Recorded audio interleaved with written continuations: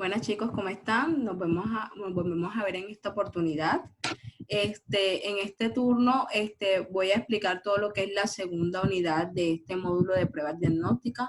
Les recuerdo que previamente habíamos dado todo lo que era medios de contraste, les había dado de pronto una introducción acerca de lo que era las pruebas diagnósticas por patrón funcional o por sistema, les había dado la diferencia entre pruebas de laboratorio y pruebas diagnósticas, así como de pronto un collage o una introducción, un recordatorio de los diferentes sistemas del cuerpo humano. En esta oportunidad, siguiendo con lo que es la parte de la temática, vamos a dar como tema de esta clase lo que son los reactivos, los tipos de reactivos, las técnicas que se utilizan, así también como la disposición y manejo de los residuos y los implementos de bioseguridad que se deben de utilizar, y vamos a hacer lo que son o hablar de los exámenes de laboratorio o pruebas de laboratorio y de lo que son las pruebas rápidas. Comenzando como un reactivo de laboratorio, de pronto le hago un preámbulo antes para que me entiendan mucho mejor. Les recuerdan que les había dicho que una prueba de laboratorio era un tipo de estudio complementario que me permitiría a mí, como profesional de la salud, verificar o descartar un diagnóstico.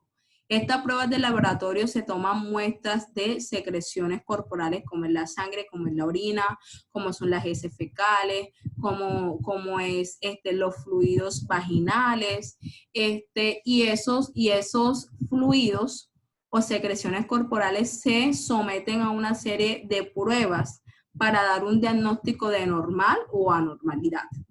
Para que ese resultado sea el exacto o a mí me puedan dar unos valores de cómo tengo, ejemplo, la glicemia, de cómo tengo mi hemoglobina, esas pruebas o esos fluidos corporales tienen que interaccionar o tienen que ser mezclados con unos reactivos que me van a permitir a mí darme un resultado en valores numéricos o cualitativamente, es decir, por medio de una expresión de negativo o positivo, y eso va a guiar hacia un diagnóstico de un paciente.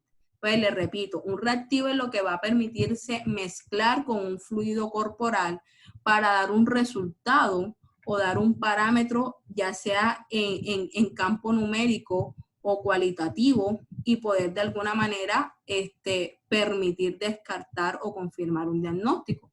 Estos reactivos, siempre que vayan a ser mezclados con algún tipo de secreción, va a producir lo que es una respuesta o va a permitir esta combinación de revelar lo que es unos datos precisos acerca de esto. Para estos reactivos o este tipo de reactivos encontramos nombres como el azul de metileno, el NaOH, el KOH, indicadores de pH, bases y sales y alcohol impotable.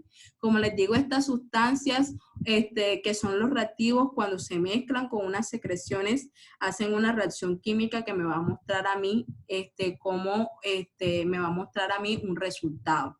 Estos reactivos se utilizan mucho, hay veces no solo en los departamentos de microbiología o en los laboratorios o los bacteriólogos, sino que también hay unos tipos de pruebas rápidas que podemos realizar nosotros de pronto en un consultorio o en un servicio que me va a permitir a mí dar un resultado en cuestión de segundos o minutos, que lo vamos a ver más adelante cuando estemos hablando de pruebas rápidas. Para que me entiendan con mucha más claridad, aquí les tengo unas imágenes y les voy a ir explicando. Acuérdense que las células sanguíneas encontramos los glóbulos rojos, encontramos las plaquetas, encontramos los glóbulos blancos y encontramos el plasma sanguíneo. Eso es lo que compone la sangre.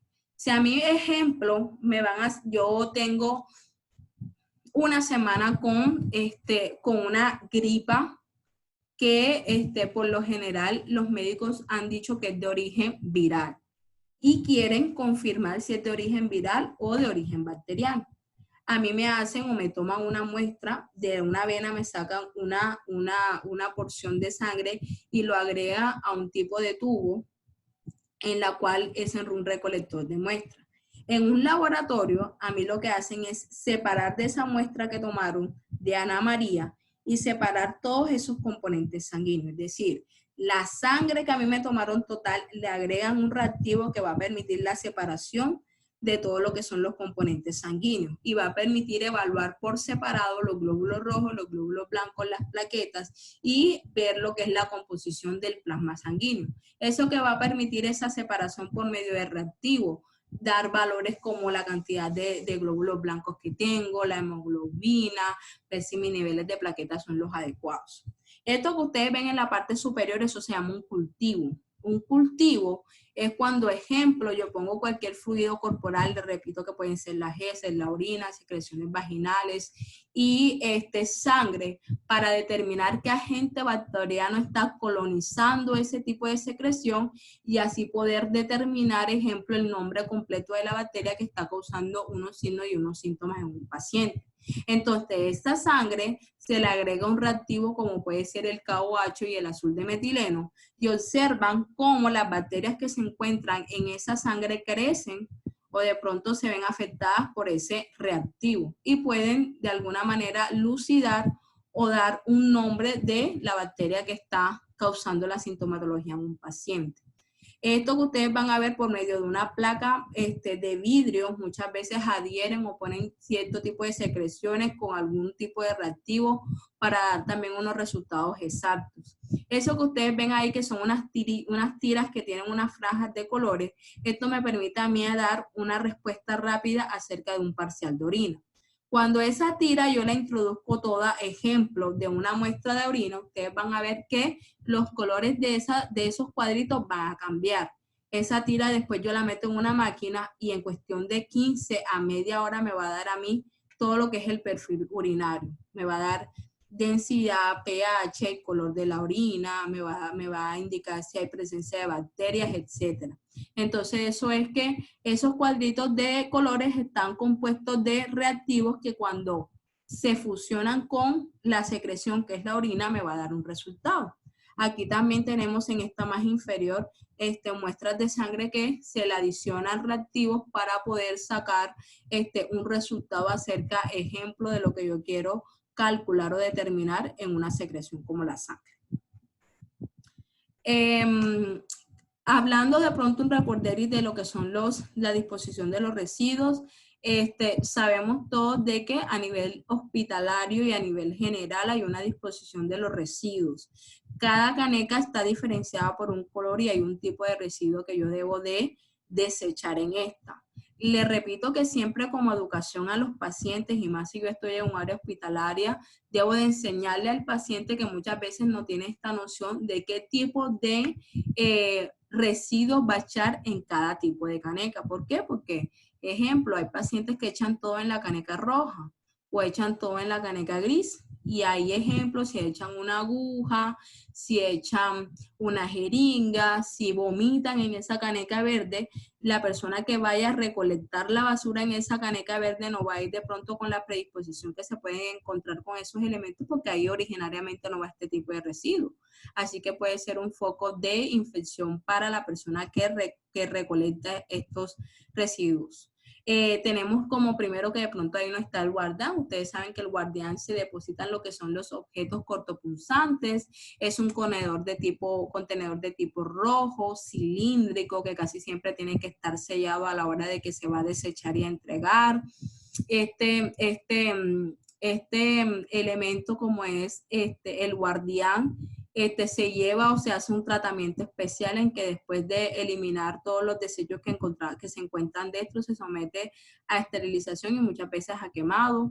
Está la caneca roja, que están todos los residuos que son peligrosos o que han tenido contacto con las secreciones del paciente, como es algodones llenos de sangre, gasas, guantes, equipos de blegnoclisis, soluciones salinas que han tenido contacto con el paciente. Incluso si el paciente vomita, yo le debo de acercar en la caneca roja. Está la caneca gris, que se elimina lo que es cartón y papel. En la azul, que son todo lo que es plástico. La blanca, que es todo lo que es vidrio.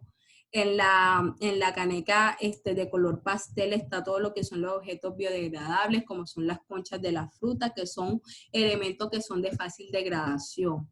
está los objetos metálicos que se eliminan en la caneca color rapé y en la caneca color verde, que están los residuos ordinarios e inertes. Acuérdense que si nosotros vamos a hablar de las canecas que son mucho más de uso hospitalario, casi en todas las habitaciones hay una caneca roja, una caneca gris y una caneca verde. Entonces hay que decirle al paciente qué tipo de residuos va a eliminar en cada uno. Es importante con toda esta era que hemos tenido, y de pronto es inevitable no hablar de toda la pandemia que estamos viviendo, como es el coronavirus, que esto nos ha enseñado, y mucho más a los profesionales de la salud, lo importante del uso de los elementos de protección personal. De pronto hay unos profesionales, incluso hasta ustedes mismos no saben la manera correcta de colocarse unos guantes, un tapaboca, de cómo se coloca correctamente las polainas. Acuérdense que estos son elementos de protección personal que no solo van a disminuir la tasa de infección o de propagación de infecciones cruzadas de un paciente hacia mí, sino de mí hacia un paciente.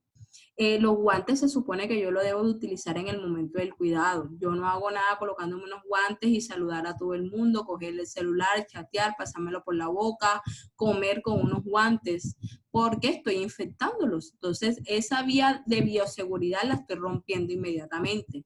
El tapabocas cubre la boca y la nariz. No es para yo tenerlo acá debajo, porque tampoco estoy haciendo nada. Acuérdense que yo creo que todos nos quedó claro que yo no puedo pasar todo el día con un tapabocas, porque ya la capacidad de barrera se ha perdido. Entonces, el tapabocas que hemos visto que hay que cambiarlo cada 2 y cada 3 horas. Y asegurarse de todas estas medidas que hay que tener. Ustedes van a ver que nunca debo de abandonar un laboratorio o un centro hospitalario con los guantes puestos. Tengo que, la manipulación de sustancias corrosivas o de pronto de fluidos corporales, muchas veces tengo que utilizar caretas o mascarillas o gafas protectoras. El personal debe utilizar o siempre se debe utilizar zapatos cerrados.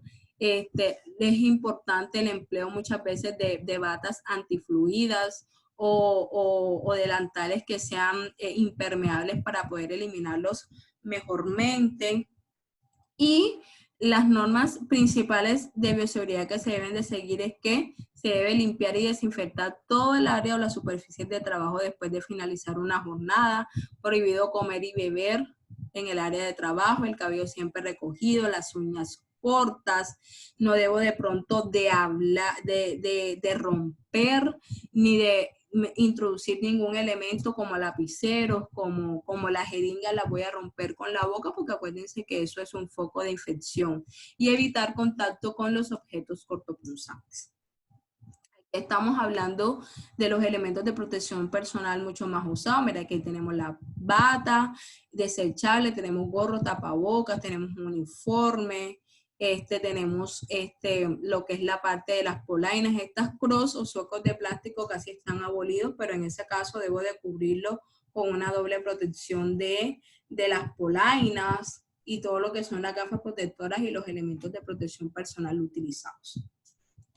Cuando estamos hablando de pruebas de laboratorio, que ya les dije, o les hice una breve introducción cuando vimos anteriormente, ustedes van a ver que van a ver una serie de tubos en los cuales se van a recolectar una muestra. Cuando a mí me sacan una muestra de tipo venoso, una muestra de sangre de tipo arterial, esa muestra debe de ser agregada a un tubo.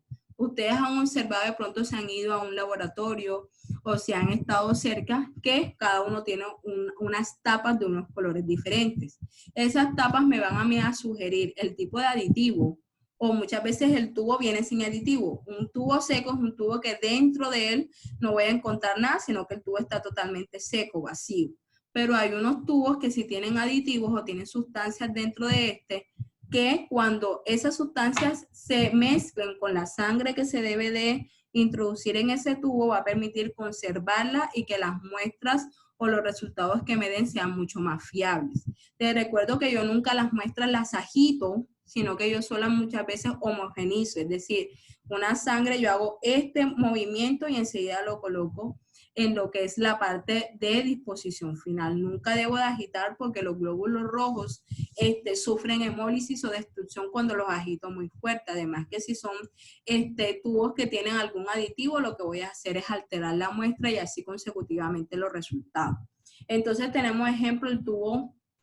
Es un tubo con tapa blanca que por lo general no tiene ningún tipo de aditivo, es un tubo en seco, se utiliza para adicionar elementos como líquidos biológicos de cualquier tipo y la química clínica. Tenemos los tubos de color azul fuerte y azul cielo, que el azul un poquito más fuerte tiene un aditivo como es el citrato de sodio, y tiene también citrato de teofilina y adenosina. Esto se utiliza mucho para los tiempos de coagulación. Les pongo un ejemplo. Acuérdense que las plaquetas son las células sanguíneas encargadas de la coagulación. Cuando una persona tiene las plaquetas por debajo de los niveles que no son los adecuados, se dice que está mucho más en riesgo de presentar hemorragia, ¿cierto? Porque si tiene algún tipo de lesión o de corte, la sangre va a salir consecutivamente sin generarse un tapón. Cuando una persona se va a someter a un procedimiento quirúrgico o cualquier procedimiento en que se sospecha de que se va a eliminar grandes cantidades de sangre, se hacen tiempos de coagulación para corroborar cómo la persona está a nivel coagulatorio. Están las muestras color o el tubo color rojo, que tiene como aditivo activador del coágulo con gel separador, que tiene todo lo que es perfil bioquímico, es decir, serie roja, serie blanca. Es decir, serie roja me refiero a los glóbulos rojos. Permite ver lo que es el perfil hepático, que más adelante lo vamos a ver, y el lipídico, que es colesterol, triglicéridos, monitoreo de hormonas. Ejemplo, cuando me quieren a mí hacer una prueba de embarazo, quieren ver cómo tengo la prolactina, los he hecho en un tubo tapa roja.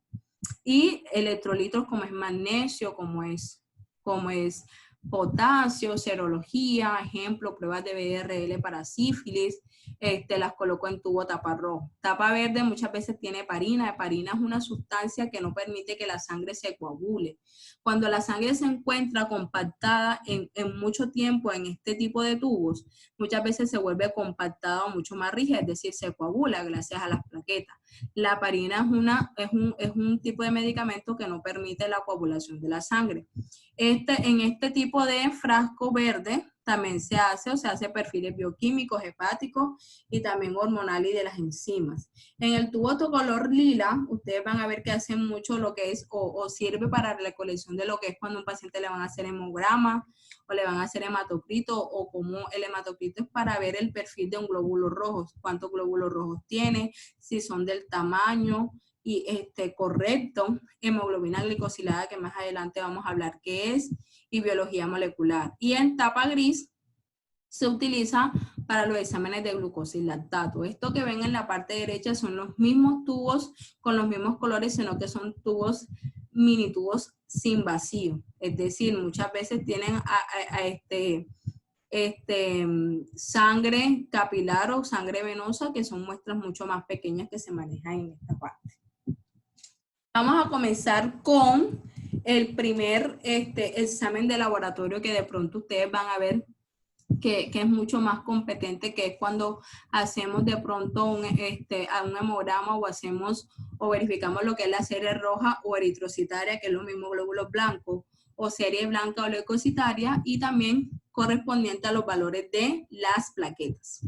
Entonces, aquí lo que hablamos es que les repito que es muy fácil leer un examen de laboratorio, porque todos los laboratorios manejan un valor de referencia.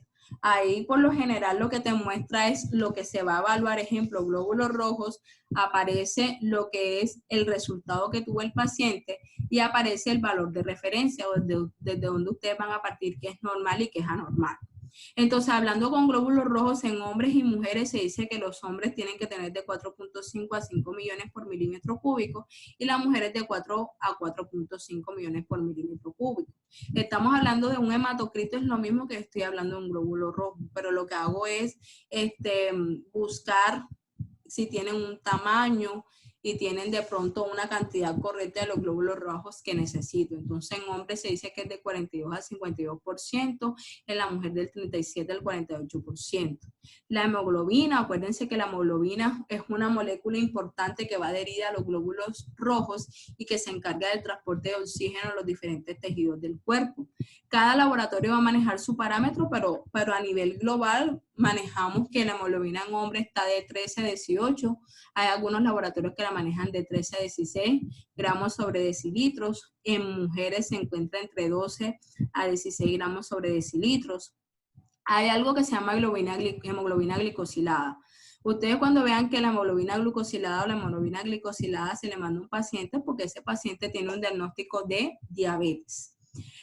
Normalmente en un páncreas que funciona nosotros producimos una hormona que se llama la insulina. La insulina yo siempre doy la explicación de que es como un carro. Esa insulina lo que hace es que cuando yo ingiero o como alimentos altos en carbohidratos que yo los necesito para, acuérdense que los carbohidratos se convierten en energía y esa energía me sirve a mí para realizar todas mis funciones vitales. Entonces, ¿qué alimentos son altos en carbohidratos? La papa, la yuca, el arroz y tenemos otros clases de azúcares como cuando yo como un helado, un bombón, etcétera.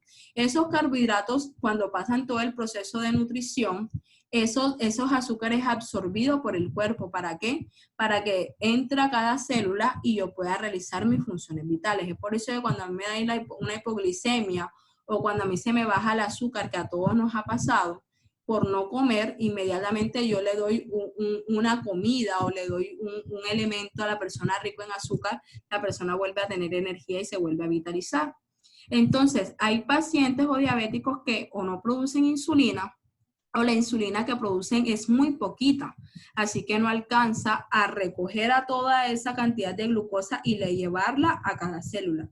Para que me entiendan, la insulina sirve como un repartidor. Ella es la que se encarga de repartir la glucosa y meterla a las células. Si yo no produzco insulina porque mi páncreas está averiado y me diagnostica con diabetes, ese azúcar no se va a meter a las células, porque acuérdense que yo como insulina soy la encargada de meterla a cada célula.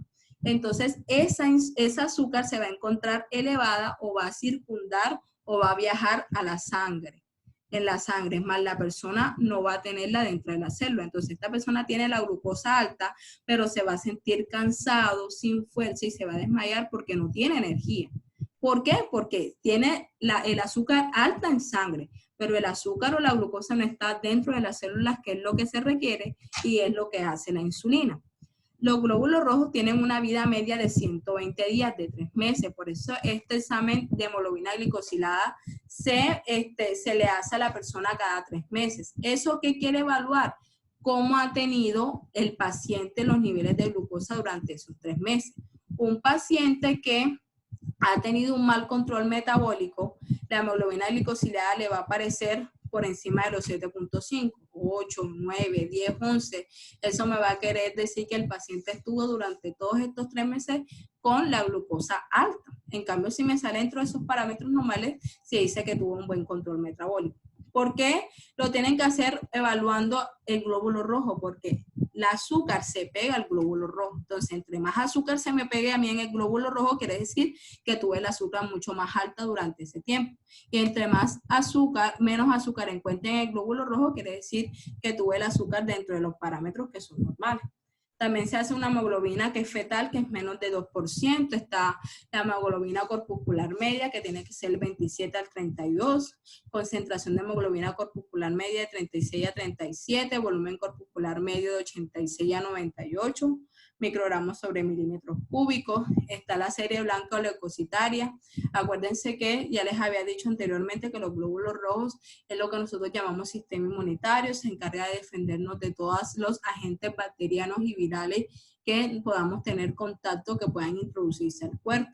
Se dice que los glóbulos blancos a nivel general tienen que estar entre los 5.000 a los 10.000 milímetros cúbicos. Todos esos nombres que ustedes ven ahí, linfocitos, monocitos, eosinófilos, basófilos, se supone que son un tipo de glóbulos blancos y esto ustedes van a ver que se encuentran aumentados dependiendo de qué infección o si un paciente ha tenido una infección viral, alergias estos tipos de linfocitos se van a ver aumentados. La serie plaquetaria, acuérdense que les había dicho que las plaquetas son o juegan un papel muy importante en lo que es el proceso de coagulación, y una persona que tenga las plaquetas por debajo del parámetro normal es una persona que es mucho más predisponente a presentar hemorragias fácilmente. Estas tienen que estar entre los 150.000 a los 400.000 milímetros cúbicos.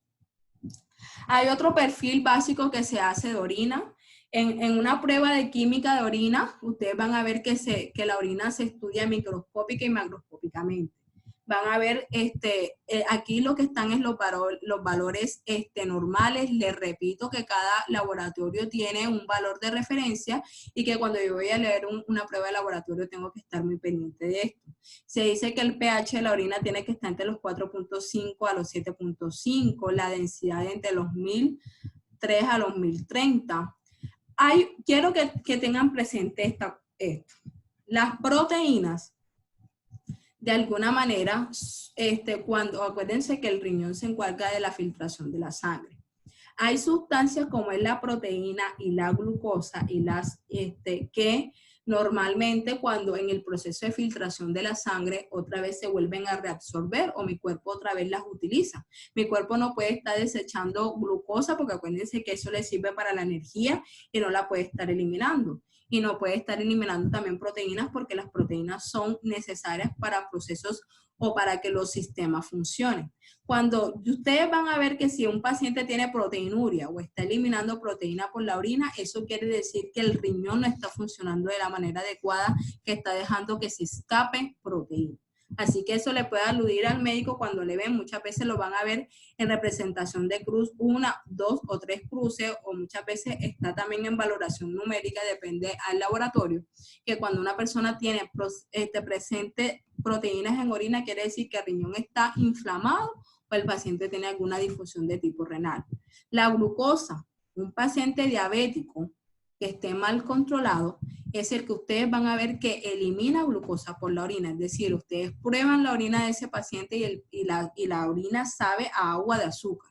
Normalmente, la glucosa y las proteínas en un parcial de orina normal, estos dos parámetros deberían de estar negativos. Cuando yo observo glucosa, ejemplo, en la orina, quiere decir que el paciente ha mantenido los niveles de glucosa tan altos que el cuerpo ha buscado la manera de eliminarlo y lo que encuentra es por vía renal. Hematíes, que son lo que es la parte de los glóbulos rojos, ustedes van a ver que hasta 20 células mililitros es normal. Ejemplo, ustedes van a ver y no se asusten, muchas veces nosotras las mujeres 2 a 3 días antes de la menstruación, aunque no tengamos sangrado, si nos hacemos un parcial de orina puede ser que se observen un poco de hematíes. Leucocitos hasta 50, que son glóbulos blancos. La bilirrubina debe haber negativo. El urovinilógeno debe darte negativo siempre. La glucosa, que ya les había dicho, negativo. Cetonas. Cuando yo tengo, acuérdense que cuando yo tengo la glucosa alta en sangre en un paciente diabético, hay algo que se forma que son los cuerpos cetónicos. Mi cuerpo obtiene energía tanto de la glucosa como de los lípidos. Entonces yo genero depósitos adiposos o de lípidos en los monoquitos que tenemos todos, ¿cierto? Cuando mi cuerpo dice, bueno, estoy ingiriendo azúcar, pero la insulina no tengo insulina, así que no tengo quien me meta la glucosa a las células para yo producir energía. Entonces voy a comenzar a utilizar las reservas de lípido que tengo. Cuando esas reservas de lípido comienzan a quemar, se producen las cetonas o los cuerpos cetónicos. Esa es la principal causa de que ustedes van a ver que un paciente diabético se enflaquezca rápido, porque como no tiene dónde tener energía, que es de la glucosa, porque la insulina no sirve para meterla en lo que es la célula, comienza a metabolizar lo que son las grasas, pero las cetonas en un parcial de orina normal siempre tiene que estar negativo, iguales que los nitritos. Los sedimentos o hematíes debe haber 0.5 células por campo, los leucocitos de 0 a 10 células por campo. El sodio o la cantidad de sal va a variar con la dieta. Casi siempre si yo ingiero una cantidad de sodio, de sal alta en mi dieta, va a haber aumentado en lo que es la parte del parcial de orina. hematíes en sedimentación menor a 690 por minuto y leucocitos en sedimento menos de 1200 por minuto. La glucosa, lo normal de la glucosa o el parámetro normal dentro de lo que yo considero, cuando yo le hago una prueba de glucosa a un paciente, tiene que estar en 70 a 110 miligramos sobre decilitro. ¿Cuándo se considera o por qué parámetro se considera que una persona tiene diabetes? Cuando le da una glucosa en ayunas, es decir, sin comer nada, igual o superior a 125. Pero si le aparece 115, 120, todavía no estamos hablando de diabetes, sino que estamos hablando de que el paciente tiene que reajustar la dieta que tiene. Y por debajo de los 70 estamos hablando de una hipoglucemia, una bajada del azúcar. Que el paciente en tratamiento está, lo primero es darle algo alto en azúcar para disipar esto. Creatinina. Estas pruebas son de función renal. Cuando yo les digo creatinina y BUN, son pruebas que permiten medir que si el riñón o los riñones están funcionando de manera adecuada. La creatinina es producto del metabolismo de las proteínas y del metabolismo muscular. Entre más una persona realice ejercicio, va a producir o va a quemar mucha más o va a producir mucho más creatinina. Estas, lo que es BUN y creatinina, les repito, la creatinina es el resultado y el BUN del metabolismo de las proteínas a nivel muscular. Se supone que esta creatinina y este BUN, las proteínas son necesarias y se vuelven a reabsorber en el cuerpo. Entonces, cuando la creatinina y el BUN están por encima de los valores normales, se dice que a nivel renal no se está funcionando adecuadamente. Entonces, creatinina de 0.7 a 1.3 miligramos sobre decilitros para los hombres y de 0.6 a partir para las mujeres. Cuando estamos hablando del BUN, que significa nitrógeno ureico en la sangre o el nivel de la ureico, estamos hablando de 6 a 20 miligramos sobre decilitro. Acuérdense que las pruebas para medir función renal es creatinina y BUN. Estamos hablando todo lo que es el perfil lipídico, que lo consta colesterol total, colesterol HDL, LDL y triglicéridos. El colesterol total tiene que estar menor o igual a los 200 miligramos sobre decilitro. Cuando pasa o aumenta a partir de los 200 es que vamos a hablar que la persona tiene colesterol alto. Pero si tiene 210, 205, todavía el médico te lo va a manejar como normal. Hay algo que la gente le dice colesterol malo y colesterol bueno. Espero que no se les olvide que el LDL significa lipoproteína de baja densidad o el colesterol malo. Esto tiene que estar un parámetro normal inferior a los 130 miligramos sobre decilitro. Es decir, si la persona lo tiene en 100, que sería lo óptimo, y mucho más si tiene antecedentes como hipertensión y diabetes o enfermedades cardíacas, si la tiene 120 hasta 130 es lo que se considera normal. ¿Por qué hablamos del colesterol malo como LDL? Este colesterol por lo general es el que causa las placas escleróticas o de arteriosclerosis en las arterias. ¿Eso qué quiere decir? Este tipo del colesterol a nivel general se metaboliza es en el hígado. El hígado por lo general nosotros necesitamos lípidos, como les había dicho anteriormente, y nosotros tenemos que tener reservas de lípidos porque los lípidos también se utilizan como energía para los procesos vitales aparte de la glucosa. Hay un tipo de colesterol que lo que hace es que cuando yo ingiero mucha comida alta en grasa, este tipo de colesterol, el hígado no es capaz de metabolizarlo, sino que se comienza a acumular en las paredes de las arterias.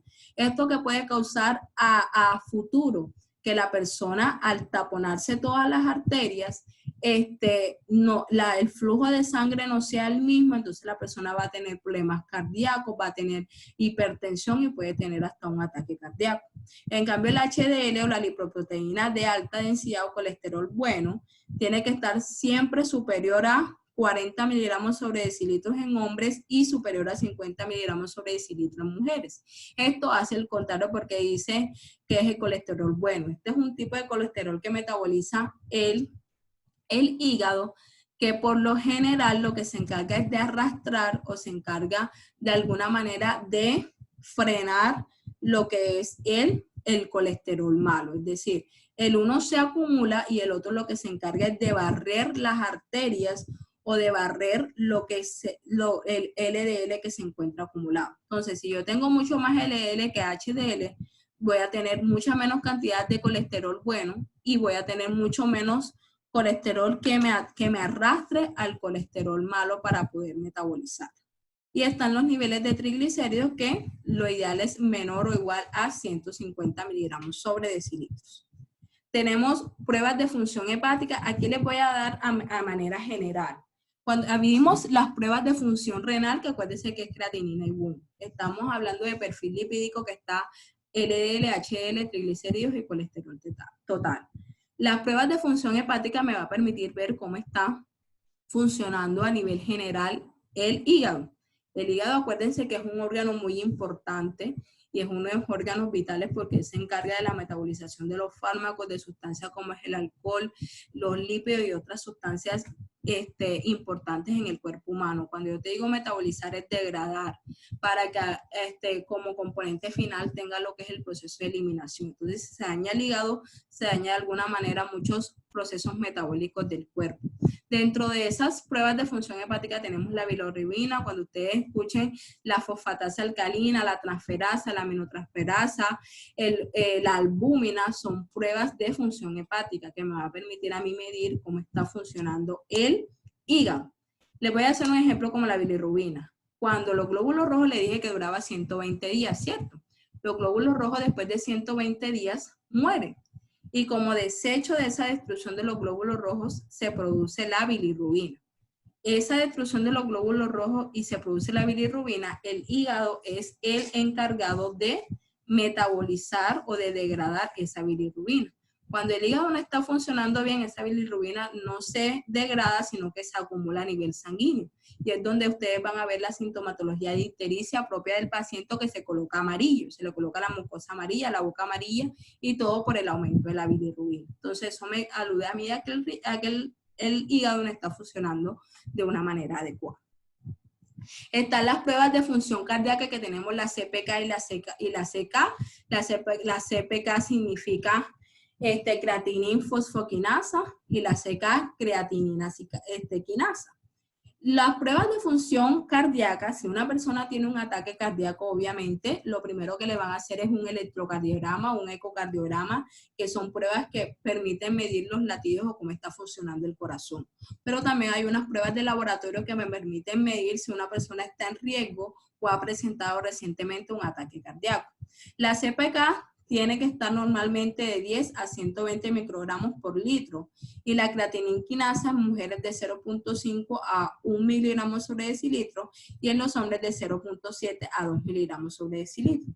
Ustedes van a ver que cuando toman un nivel general de CPK y de CK, muchas veces esta se aumenta en sangre cuando hemos tenido lesiones a nivel muscular o el corazón ha sufrido estrés por producto de una patología cardiovascular o de un ataque cardíaco, y también alude o se aumenta cuando hemos tenido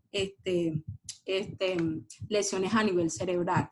Entonces, cuando una persona llega con una sintomatología cardíaca, aparte de hacerle las pruebas que permiten ver cómo está funcionando el corazón a nivel eléctrico, le hacen pruebas sanguíneas como la CK y la CPK para evidenciar si ha habido una lesión cardíaca recientemente. Ya.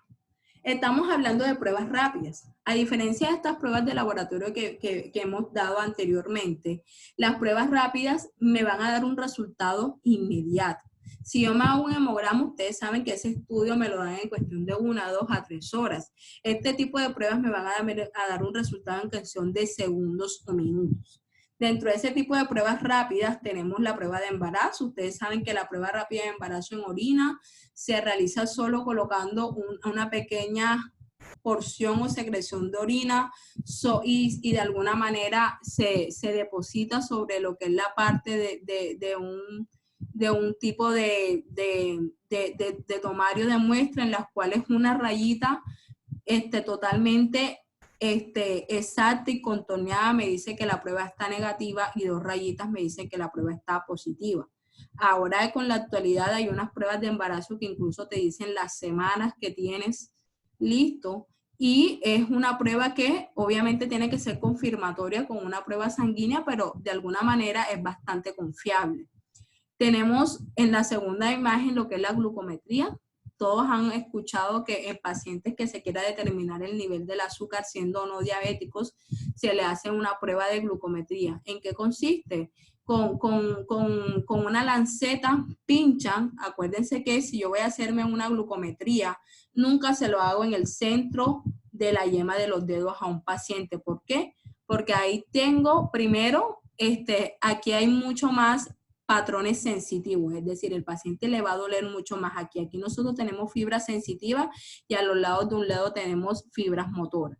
Es decir, yo pincho en el centro, primero tengo, es un paciente que si es diabético se tiene que hacer pinchazos 3, 4 veces al día y voy a concurrir a que se pierda lo que es la huella y aparte va a generar mucho más dolor. Entonces, la manera correcta de realizar una glucometría es hacerla a los laterales del dedo, que ahí nosotros tenemos fibras motoras y el paciente ustedes va a experimentar que le va a doler mucho menos. Entonces, con una gota de sangre la coloco sobre una tirilla que está previamente cargada en un glucómetro y en cuestión de 5 segundos me va a decir el valor de la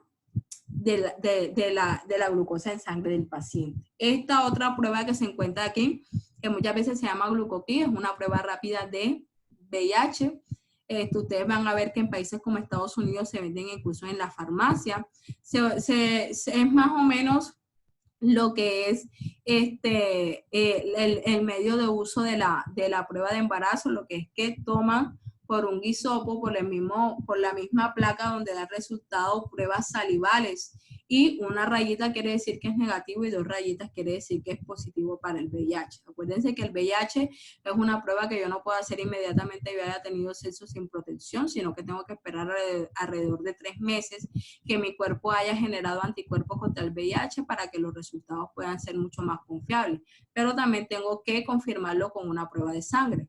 Este aparatico que ustedes ven acá, el surco blanco, que se parece mucho a un glucómetro, permite lo que es la valoración del perfil lipídico. ¿Eso qué quiere decir? Ustedes colocan una gota de sangre, aquí donde ustedes ven esta parte blanca, inmediatamente aquí me van a dar un resultado de cómo el paciente tiene el colesterol total, el HDL, el ADL, el LDL y los triglicéridos, sin necesidad de pronto yo tener una muestra más amplia de sangre y que requiera mucho más tiempo. Y esto que aparece aquí también me va a permitir a mí, que ya se los había explicado antes, que es una prueba rápida de que se puede parametrar la creatinina y el BUN, que se puede hacer en sangre y se puede también hacer en orina, que también me permite a mí una tirilla que tiene unos reactivos que cuando tiene contacto con la orina me va a dar un resultado rápido. Entonces las pruebas rápidas son un tipo que me dan, o son una prueba son un tipo de pruebas de laboratorio porque al fin y al cabo tengo que tener un tipo de secreción y me va a permitir a mí tener un resultado en corto tiempo.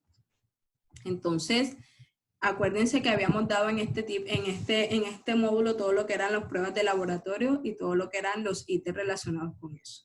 Entonces espero vernos en nuestro próximo encuentro y bueno, vamos a tener también, les recalco, encuentros virtuales donde podamos despejar las dudas que ustedes tengan acerca de las explicaciones y la diapositiva. Entonces espero que tengan un excelente